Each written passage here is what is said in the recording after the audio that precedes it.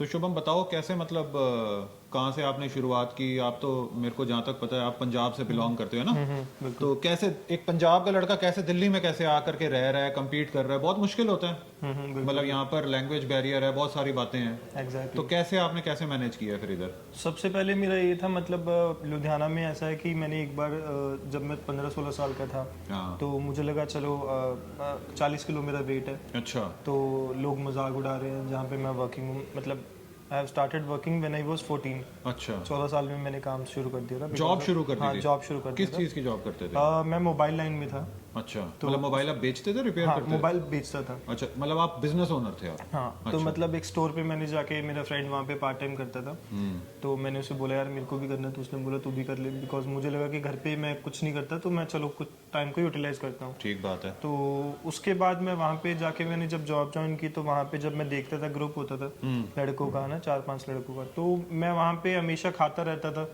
और वो लोग मजाक उड़ाते रहते थे कि यार मतलब 40 किलो का है, इतना 6 महीने तुझे देखते होगे मैं खाते खाते, तो रोज भर भर के लेके आता है लिफाफे, लेकिन तेरा हो कुछ नहीं रहा। आप जिम की बात करोगे, जब आप जिम जाते थे? जब मैं जिम जाता अच्छा, था अच्छा, तब मैंने स्टार्ट किया था, बिकॉज मेरे को देख के खुद लगता था कि मैं 40 किलो का हूँ यार। हाँ, अंडरवेट हूँ। हाँ, बहुत अंडर वेट हूँ, मतलब देख के एकदम स्किनी सा गाय, कि वहाँ पे फिर मेरे को वो चीज़ें हर्ट होने लगी कहीं ना कहीं कि यार ये तो मतलब मजाक ही उठ रहा है रोज रोज का। तो फिर मैंने किसी के अंडर जाके मैंने कहा चलो मैं स्टार्ट करता हूँ, किसी को बोला मैंने, and one of the guy जो मेरे स्टोर पे ही था वो तो बाहर मतलब से। फर्स्ट टाइम आपने जब जिम स्टार्ट किया था तो आपकी एज क्या थी? तो मेरी 14 साल एज थी। 14 साल में आपने जिमिंग 14 स्टार्ट साल कर में दी? स्टार्ट कर दिया था। और वो क्या सोच के स्टार्ट किया था आपने? मेरे को देख के मुझे ऐसा फील होता था कि मतलब एक्चुअली वो था कि मैं बहुत ज्यादा पतला था। अच्छा, मतलब वेट गेन करने के लिए gain आपने करने जिम के को लिए। स्टार्ट किया था? बिकॉज अच्छा, एक एवरेज वेट कम से कम 50 प्लस तो होना चाहिए। बिल्कुल ठीक है। 40-45 तो लड़कियों का वेट होता है। तो क्या चीज आप लेके जाया करते थे जिम में जो आप खाते रहते थे लगातार? मुझे होता था मुझे वेट गेन करना है, हाँ। मुझे एब्स बनाने, ऐसा कोई तब तक कोई ऐसा माइंड में था ही नहीं।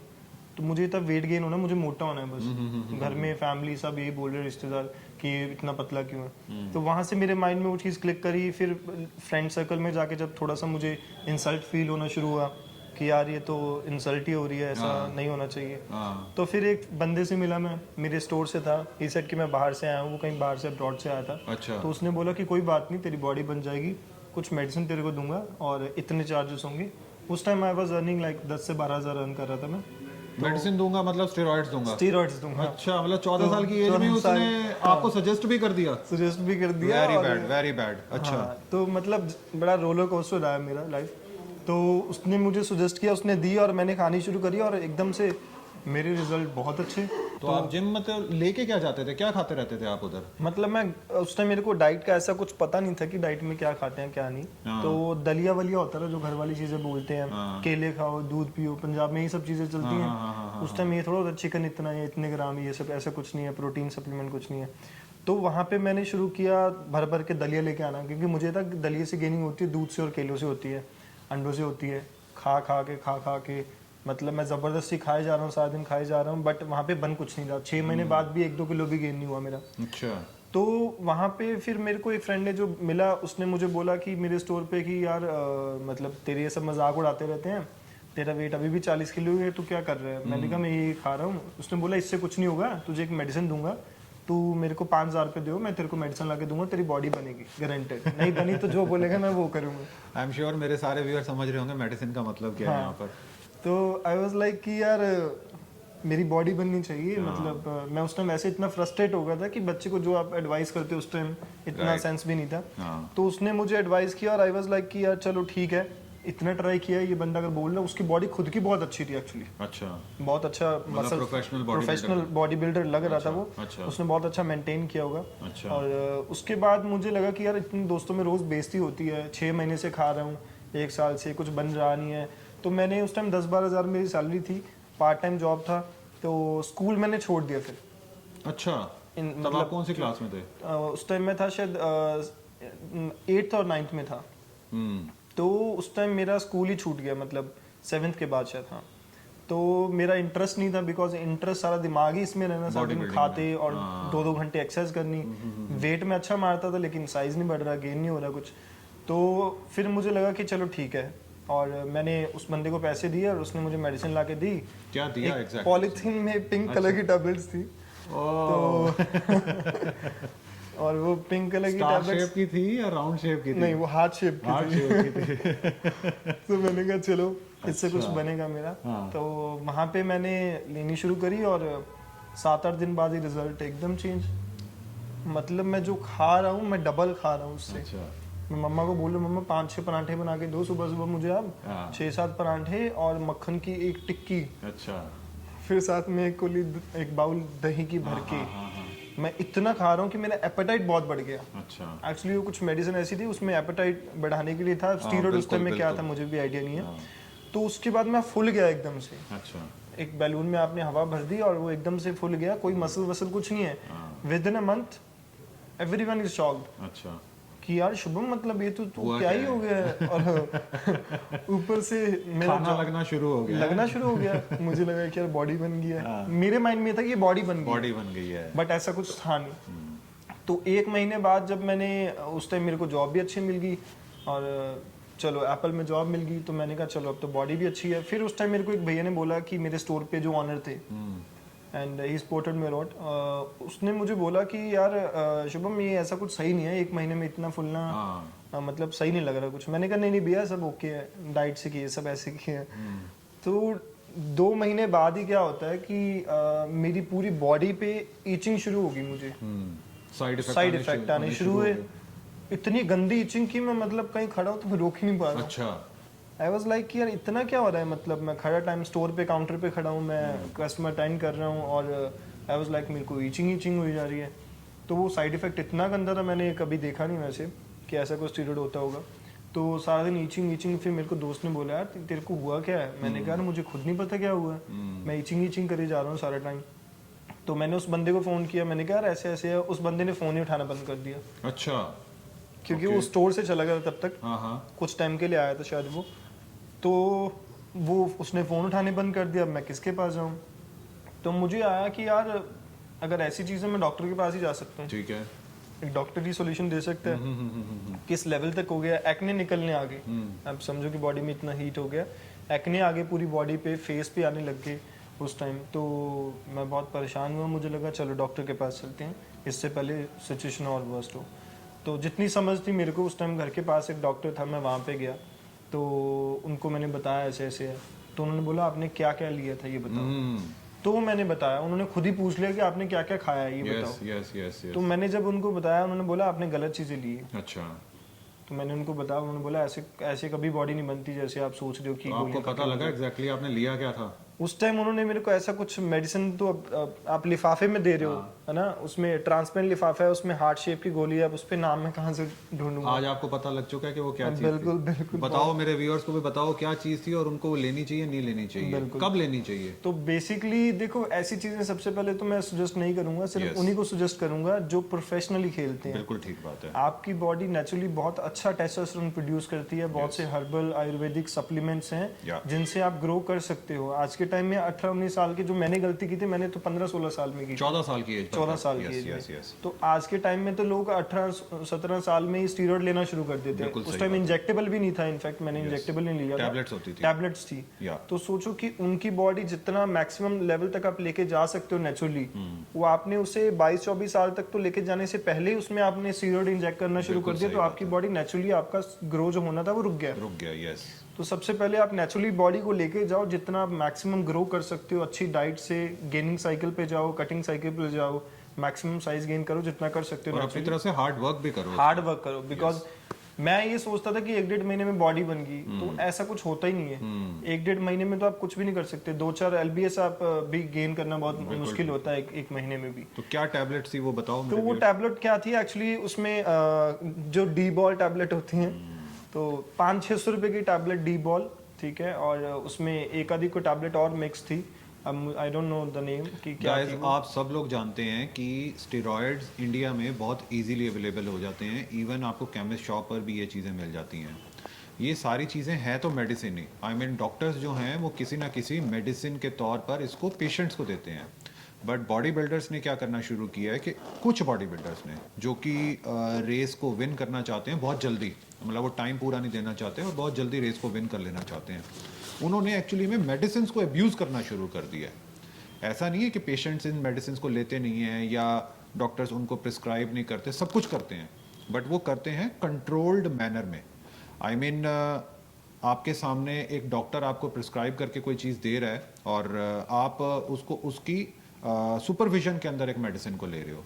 और दूसरा तरीका ये है कि आप अपनी मन मर्जी से कुछ भी लेते चले जा रहे हो, ऑफ कोर्स उसके साइड इफेक्ट आएंगे ही आएंगे, जो कि शुभम के साथ भी हुआ। तो आगे क्या हुआ शुभम फिर? तो मुझे तो लगा कि यार ये तो मैंने बहुत गलत कर लिया। तो उन्होंने बोला आपकी फैमिली में किसी और को है। मैंने कहा क्यों? तो उन्होंने बोला ये तो फैल्ट है और हो सकता है आपका मतलब आपसे आपको जो ईचिंग हो रही है किसी और को भी हो सकती है, आपकी फैमिली को बहुत इजीली अगर कोई टच में आता है तो मुझे और टेंशन होगी। मैंने कहा ये तो बहुत गलत बात होगी। मैंने कहा अभी तक तो ऐसा कुछ नहीं आया, लेकिन तो उन्होंने बोला ये आप ट्यूब लो। उन्होंने क्रीम दी मेरे को, अच्छा आप पूरी बॉडी पे लगाओ, ठीक है, अगर किसी और को आता है फैमिली में तो उनको भी बोलो लगाने के लिए। तो मैंने कहा फिर मैं उस टाइम अपने आप वो स्टीरॉयड का साइड इफेक्ट जो आया, अपने आप मेरा वेट भी गया, जो हवा भरी थी वो भी निकल गई। हाँ बाय वाइज लाइक मैं फिर वैसा का वैसा ही सेम वही आ तो सबसे पहली चीज़ मैंने अपनी बॉडी को नहीं समझा। मतलब सबसे पहले स्टडीज होती हैं, आप अपनी जेनेटिक्स को समझो, अपनी बॉडी को समझो कि क्यों रिजल्ट नहीं आ रहे। बिल्कुल ठीक है। और मैंने गलती की किसी और के पास जाके, क्योंकि आज के टाइम में गुरु इतने बने हुए हैं बिल्कुल, है ना बिल्कुल, कि हर कोई बंदा, कोई दोस्त यार भी है उसको अगर 4 इंजेक्शन के नाम पता, आजा मैं तेरी बॉडी बनवाता हूँ यार, मैं साइकिल तुझे बताता हूँ। कितनी डोज से शुरू करना है, मिनिमम डोज से, बिल्कुल कम से धीरे धीरे कितना ऊपर लेके जाना है। पहली बार में आप इतने इंजेक्शन भर दो बंदे के कि 2-2, 3-3 ml, वो बंदा क्या करेगा? उसकी ग्रोथ तो होगी नहीं जो नेचुरली होनी थी। तो फिर वहाँ से मैं जैसे जैसे रिकवर किया, मैंने डॉक्टर ने कुछ मेडिसिन दी, ठीक हुआ मैं। उसके बाद फिर मैंने बॉडी को थोड़ा, मुझे लगा कि डॉक्टर ने बोला, मैंने उनको बताया कि मेरे साथ ऐसा ऐसा मेरा वेट गेन नहीं हो रहा, तो मेरे साथ ये प्रॉब्लम थी, इसलिए मैंने ये सब स्टार्ट किया। तो उन्होंने बोला आपने चेकअप वगैरह करवाया सब? मैंने कहा नहीं। तो उन्होंने बोला आपको अभी तो कोई प्रॉब्लम फील हुई है? मैंने कहा हाँ। उस टाइम क्या हो रहा था कि मैं निगलेक्ट कर रहा था उस चीज़ को। मेरे ना सांस लेने पे पीछे से आवाज़ आती है ना गुड़ की, जी। तो कभी कभी दर्द होता था मेरे चेस्ट में, बैक में, तो उस चीज़ को मैं ऐसे इग्नोर कर रहा था, वो धीरे धीरे बढ़ गया। तो डॉक्टर ने बोला एक बार उसको दिखाना। 4 दिन बाद वो पेन बहुत ज़्यादा बढ़ गया, मेरे से उठा भी नहीं जा रहा और सांस आवाज़ ले रहा हूँ, नॉर्मली मेरे को आवाज़ आ रही है। तो फिर मैं डॉक्टर के पास गया, क्योंकि उसमें पेन इतनी होगी। तब डॉक्टर ने मेरे को बोला, जब उसने चेक वेक किया वहाँ पे, तो उसने कुछ टेस्ट लिखे, उसमें टीबी का टेस्ट था, और जब वो टेस्ट आया तो वो पॉजिटिव था। मतलब आपको टीबी हो चुकी थी? हाँ था वो, और वो उसी का रीजन था कि मेरा वेट गेन नहीं हो रहा था। अच्छा टीबी की वजह से आपका वेट गेन नहीं हो रहा था? ओरिजिनल कॉज वो था। अच्छा ओके। और मैं खाए जा रहा हूँ 6 महीने से खाए जा रहा हूँ, मुझे वो चीज़ समझ नहीं आई कि जब वो बॉडी में पूरा हुआ, उसके बाद मुझे पता लगा कि जब डॉक्टर ने बताया, फिर उसने मतलब एक सिरिंजली बहुत बड़ा जो गाय को इंजेक्शन लगाते हैं, उसने लगा के पीछे मेरे मारा और एकदम से इतना सारा पानी सा निकाला, और आई वाज लाइक कि बहुत पेनफुल था। उसके बाद उन्होंने बोला कि आप 3 महीने तक ये मेडिसिन नहीं छोड़ोगे। अच्छा। मैंने कहा ठीक है। जो डॉक्टर ने प्रिस्क्राइब की टीबी की मेडिसिन वैसे भी आपको छोड़नी चाहिए, ठीक है। 3 महीने तक कॉन्टिन्यूसली मैंने मेडिसिन ली। उसके बाद मैं जब ठीक हुआ, फिर जो मैं खाना पीना मैंने शुरू किया, तो वो लगने लगा मुझे थोड़ा थोड़ा। लेकिन थोड़े टाइम बाद एक टाइम आके मुझे ऐसा लगा कि यहाँ पे तो आप सोचो कि ऑन ऑप्टिमम न्यूट्रिशन यूएस का जो ब्रांड है, मेरा एक फ्रेंड था जो साथ में जॉब करता था, साथ वाले होते हैं जो आपको अच्छे राह भी डालते हैं और बुरे राह भी डालते हैं। तो फ्रेंड, मैंने कहा सप्लीमेंट लेना है, कोई गेनर वगैरह कुछ लेना है, तो उसने बोला मेरे फ्रेंड की शॉप है, मैं तेरे को लेके चलता हूँ, वहाँ से लेंगे। तो उस टाइम फ्रेंड भी देख लो ऐसे थे, या वो खुद ऐसी चीज़ें खाते थे। तो मुझे लेके गया लुधियाना में दरेसी नाम की एक जगह है, वहाँ पे दशहरा ग्राउंड है, उसके सामने एक बिल्डिंग के अंदर जब हम गए तो ऊपर लेके गया मुझे, वो वेयर हाउस था एक्चुअली। तो जब मैं अंदर एंटर किया, ये मेरा खुद का एक्सपीरियंस है, जब मैंने एंटर किया अंदर, तो मैं वहाँ क्या देख रहा हूँ, एक साइड पे ऑन के ऑप्टिमम न्यूट्रिशन के मास गेनर के स्टिकर पड़े हैं, अच्छा। एक साइड वे प्रोटीन के पड़े हैं, एक साइड ब्लैक कलर के सेम वही बॉक्सेस पड़े हैं, एक साइड वो बॉक्सेस भर रहे हैं। अच्छा, खुद ही मतलब पैकिंग कर रहे हैं, मतलब पूरा एकदम खुले में बन रहा है, मतलब नकली माल वहाँ पर नकली ऑन का, वो भी ऑन का। अच्छा। तो मैं देख के, अब मुझे तो पता नहीं क्या है नकली असली है, मेरे को लेके आया और उसने बोला कि एक गेनर ले ले। उसने गेनर दिया मुझे 600 रुपये का। अच्छा। 500-600 रुपये का ऑन का मास गेनर, जो कि उस टाइम आई गेस 3000 से ऊपर होगा, 4000 से। उस टाइम तो सप्लीमेंट भी महंगे थे। तो मैंने लिया और खाया हुआ, बस वही हल्का फुल्का उसमें सोयाबीन डाला हुआ और कुछ नहीं है।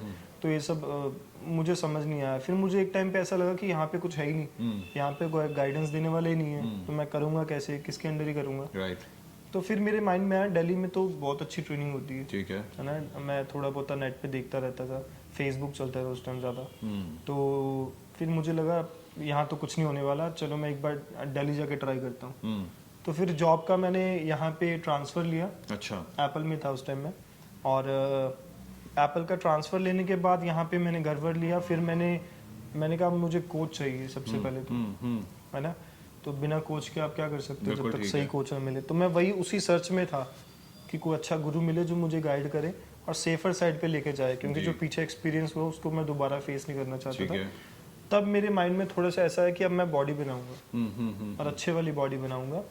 तो वहाँ यहाँ पे फिर आने के बाद मैंने एक्सरसाइज करनी शुरू करी, जिम में थोड़े से फ्रेंड्स बने, फिर बाहर थोड़े फ्रेंड्स बने, ऑफिस फ्रेंड्स बने, थोड़ा सा होल्ड हुआ अच्छा सा वेस्ट दिल्ली में। तो 6 साल हो गए मुझे आज, 6 से 7 साल। तो उसके बाद फिर मुझे पहले कोच जो थे राजू पाल, मिस्टर एशिया रह चुके हैं, हाँ, नांगलोई में। तो वो मैं एक सप्लीमेंट स्टोर पे बैठा था, जेल रोड पे, सोनू भाई हैं सप्लीमेंट वाले, उनके पास बैठा। मैंने कहा यार पाजी बॉडी नहीं बन रही, आप कोई मेरे को कोई कोच बता दो ना यार, मतलब जिनके अंडर मैं ट्रेन कर लूँ।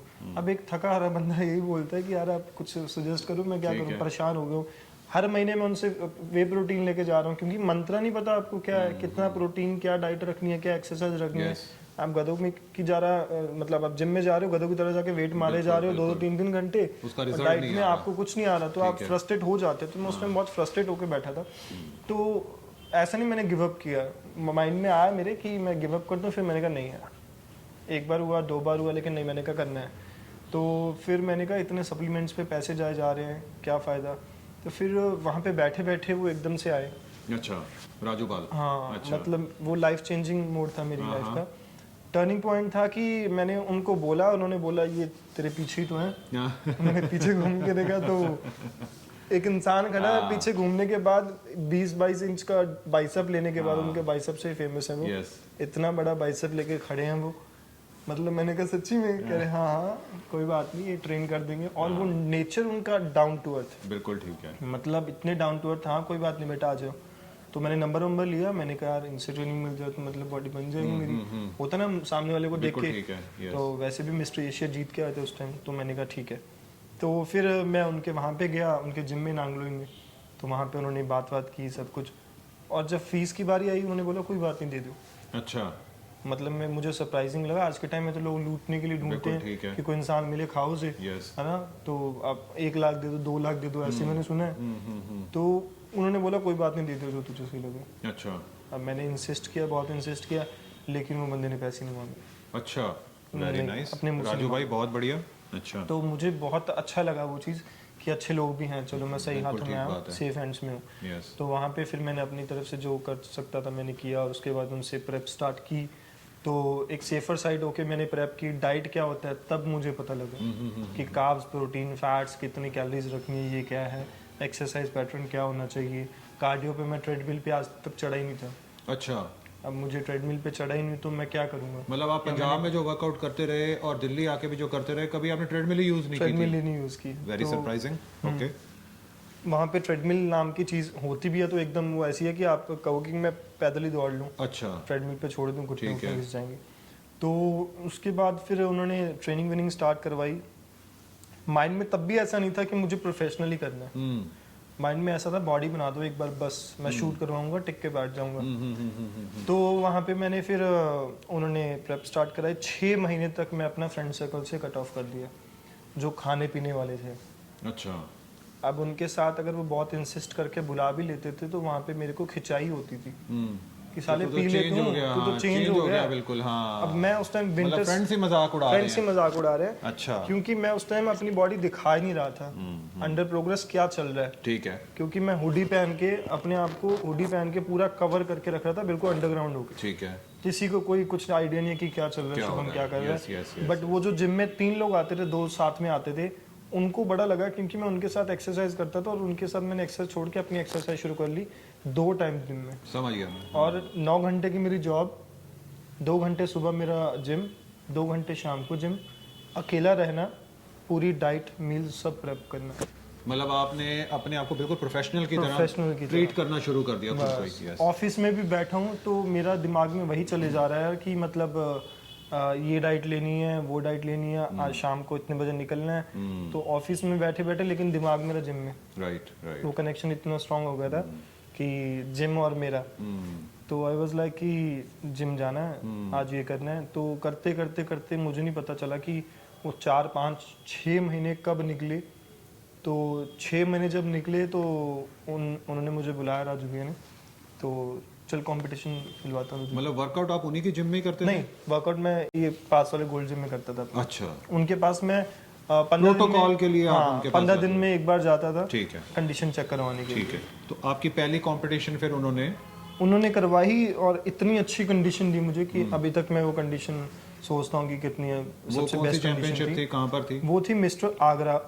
अच्छा। और क्या आपकी प्लेसिंग रही वहाँ पर? और वहाँ पे एक और टर्निंग पॉइंट आया कि उन्होंने इतनी अच्छी कंडीशन देने के बाद मुझे जब स्टेज पे भेजा तो बॉडी अच्छी है ठीक है, लेकिन अगर आपको दिखाने नहीं आ रही तो क्या फायदा? पोज करना नहीं आ रहा, प्रेजेंटेशन करनी नहीं आ रही। हाँ। और उन्होंने मेरे को ये चीज बहुत पहले बोली थी कि अगर पोजिंग नहीं होगी तो बॉडी किसी काम की नहीं है। और किस कैटेगरी में आप प्ले करते थे? मेन फिजिक में। शुरू से ही स्टार्टिंग से मैंने फिजिक कैटेगरी में कभी नहीं स्विच किया कि जैसे वो 2 चाल खेलते हैं कि इधर बॉडी बिल्डिंग इधर, वो लोग उस टाइम भी करते थे, आज भी करते हैं। मैंने अभी रिसेंटली ही एक वीडियो बनाया है, मतलब मैंने एनपीसी के हेड जज डॉक्टर सोम तुगने से क्वेश्चन पूछा था, जिसमें मैंने एक सिंपल सी चीज उनसे ये पूछी कि एक ही एथलीट जो है वो तीनों कैटेगरीज की फी भर देते हैं सिर्फ इस लालच में कि हो सकता है हम किसी ना किसी कैटेगरी में तो विन कर जाएंगे।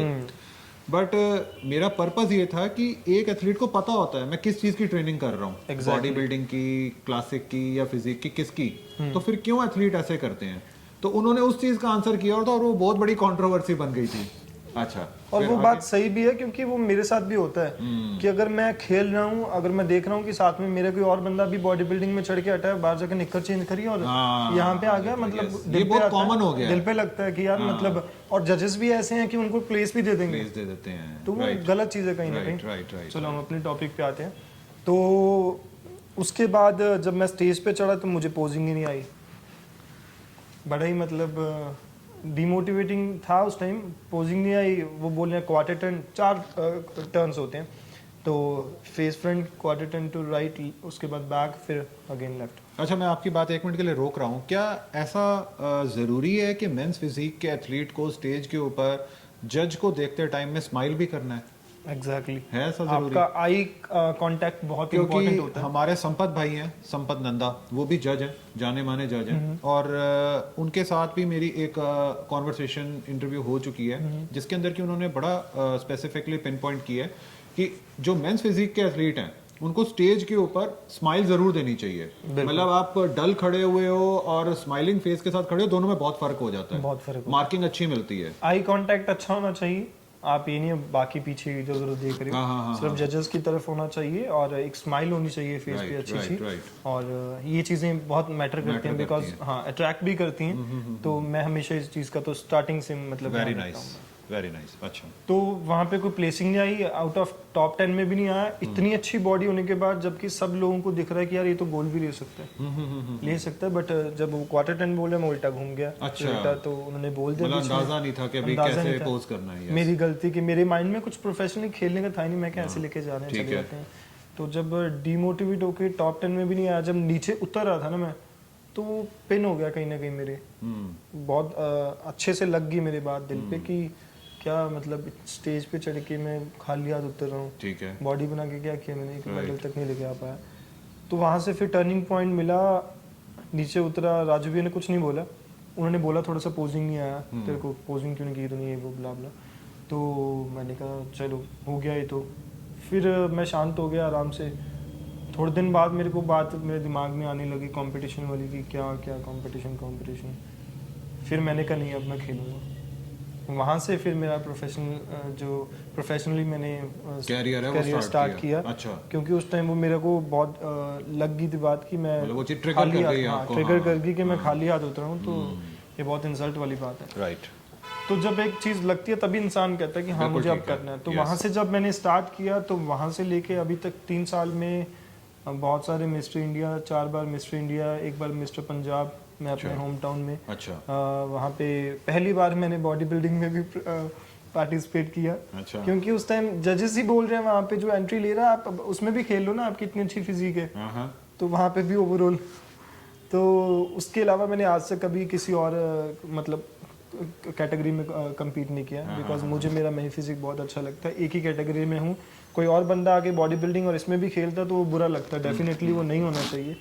तो लोगों का आज के टाइम में ऐसे मतलब माइंडसेट बना हुआ है कि तीनों में किसी में खेल जाओ, हाँ, किसी ना किसी में तो लॉटरी निकल आएगी। हाँ, तो मतलब मेरा शुरू से प्लस पॉइंट, मेरा ऑब्लिक्स बहुत शार्प रहते हैं, वेस्ट मेरी बहुत कम हो जाती है। हालांकि मैंने फिजिक का अभी तो पूरा प्रोटोकॉल ही चेंज कर दिया कि बहुत राउंड शोल्डर चाहिए। तो उसके बाद तो मेरे बैक टू बैक गोल्ड। अच्छा। जब मैंने पहला, उसके बाद मैं वापस कम बैक किया मैंने, कि मैंने माइंडसेट ले लिया कि हाँ मैं अब करूँगा।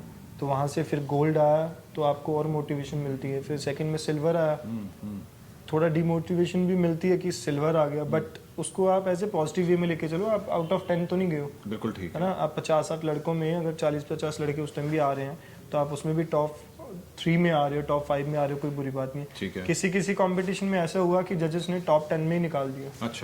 अच्छा। तो कुछ लोग होते हैं कि छोड़ दो यार, टॉप 10 में भी नहीं आया, मूड खराब, चलो बंद कर दो। नहीं, मेरे मन में था मैं खेलूंगा, और घर की दीवार है, मेरी वॉल है, शायद मैंने आपको फोटो भी भेजी थी। जी। मैं मेरे व्यूअर्स के साथ में ये वाली स्क्रीनशॉट जो है अपने वीडियो में शुभम की, वो मैं शेयर करूंगा गाइस। ये देखिए, ये वो वॉल है जिसके ऊपर कि आप सारे मेडल्स जो शुभम ने अभी तक विन किए हैं ये देख सकते हैं। और इन मेडल्स के अंदर बहुत सारे मेडल्स जो हैं वो गोल्ड भी हैं और सिल्वर भी हैं, और ये आज तक या ब्रॉन्ज भी हैं, और ये इनकी आज तक की सारी अचीवमेंट्स रही हैं। अच्छा। तो मेरे मन में आया कि ये वॉल पूरी मैं सजाऊंगा अपने मेडल्स के साथ। तो बैक टू बैक मैंने आई गेस 50 के आसपास कंपटीशन खेले होंगे। Very nice. 50 के आसपास। कुछ में एक्सपीरियंस लिया, कुछ में बहुत कुछ। IHFF जब शेरू क्लासिक मैंने खेला, वो सबसे बड़ा मेरा कंपटीशन था। 2000 आई थिंक 18 में था शायद। अच्छा। 2018 में।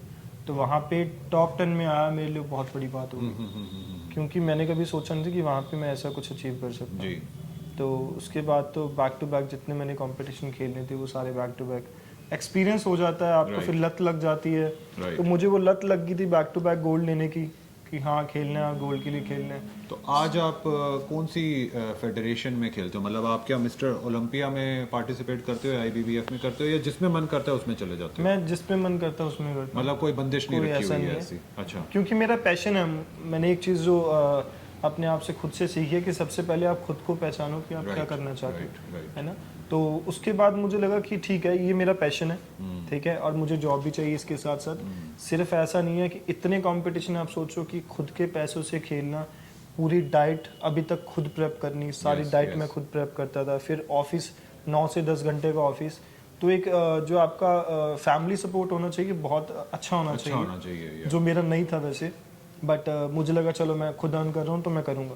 तो मैं एक्स्ट्रा अर्निंग करता था, दिमाग चलता रहता था कि कहाँ से मेरे को अभी साइकिल के पैसे चाहिए, तो मेरे को यहाँ से अर्न करना। सो गाइस, जैसा कि आप सुन रहे हैं कि शुभम बता रहे हैं कि आप जितना ज़्यादा पैसा डालेंगे वो उतना ही कम है। ये खेल ही ऐसी है। अगर आपको आज गोल्ड की इच्छा है तो आपको गोल्ड की तरह ही, गोल्ड के रेट की तरह ही इसके ऊपर पैसा डालना पड़ेगा। अपनी गेम में आप जितना ज़्यादा पैसा डालेंगे आप उसी तरीके का रिज़ल्ट पाएंगे। सो मैं इस हमारी आज की कॉन्वर्सेशन को ज़्यादा लंबा नहीं करूँगा, और आज मैं यहीं तक की बात करूँगा शुभम से। सबसे पहले आप ये बताइए कि आपको ये कॉन्वर्सेशन हमारी कैसी लगी, क्या आज आपको इसमें सीखने को, जानने को मिला। आपके पास में अगर कोई क्वेरीज हैं शुभम से रिगार्डिंग तो आप वो भी नीचे ड्रॉप कीजिए। आई एम श्योर शुभम उसको ग्लैडली आंसर भी करेंगे। शुभम, हम हमारा कॉन्वर्सेशन ये ऑफ करें उससे पहले आप अपने खुद के चाहने वालों को, मेरे व्यूअर्स को अपनी तरफ से क्या ट्रू सजेशन देना चाहोगे? सबसे पहले मैं ये कहना चाहूँगा कि आप अपने आप को समझो, अपने गोल को समझो, कि आप क्या करना चाहते हो लाइफ में। जी, life is a good teacher, but जब तक आप अपनी चीज़ों को नहीं समझोगे, आप प्रोफेशनली करना चाहते हो या आप नॉर्मली मेंटेन करना चाहते हो, स्टीरॉइड्स तब लेने चाहिए जब प्रोफेशनली करो। आज के टाइम में जितने लोग हैं जो प्रोफेशनल नहीं कम्पीट करते हैं मैं उनको सजेस्ट नहीं करूँगा। जी गो नेचुरली, जितना बहुत सी हर्बल प्रोडक्ट्स हैं उनको ऐड करो, बहुत अच्छे रिजल्ट्स मिलेंगे। ट्रू। सो डेफिनेटली मैं यही चीज़ें आज के टाइम में जितनी यंग जनरेशन उनको ये कहना चाहूँगा। ठीक है। सो गाइज ये थे आज के हैं मेरे athlete, inspiring athlete mister Shubham, जो कि मेंस फिजिक क्लास में पार्टिसिपेट हमेशा करते हैं और बहुत अच्छी इनकी अचीवमेंट्स रही हैं। बहुत कम एज में इन्होंने बहुत कुछ अचीव कर लिया, जैसा कि इन्होंने बताया कि ये 50 चैम्पियनशिप्स में अभी तक पार्टिसिपेट कर चुके हैं। और मेरे वीडियो के बीच में आपने देखा कि इन्होंने कितने मेडल्स विन किए हुए हैं। और इनके आप प्रोफाइल को भी ज़रूर फॉलो कीजिए, ये इंस्टाग्राम पर अवेलेबल हैं। इसके अलावा अगर कोई इनसे ट्रेनिंग भी लेना चाहता है तो ये ऑनलाइन ट्रेनिंग के लिए भी अवेलेबल है। सो एक बार आप मेरे व्यूअर्स के साथ में अपना इंस्टा प्रोफाइल और सेल नंबर, ये दोनों चीज़ें शेयर कर दीजिए। मेरा इंस्टा प्रोफाइल है ऑफिशियल शुभ गरेवाल, एंड जो मेरा मोबाइल नंबर है 7292011312। सो गाइज इसी तरीके के और इंस्पायरिंग वीडियोस देखते रहने के लिए इस चैनल को सब्सक्राइब कीजिए और बने रहिए मेरे चैनल के साथ। Until next time, bye bye. Thank you Shubham, so much. Thank you so much मुझे और मेरे Thank you so व्यूअर्स को much. टाइम Same देने to के you. लिए।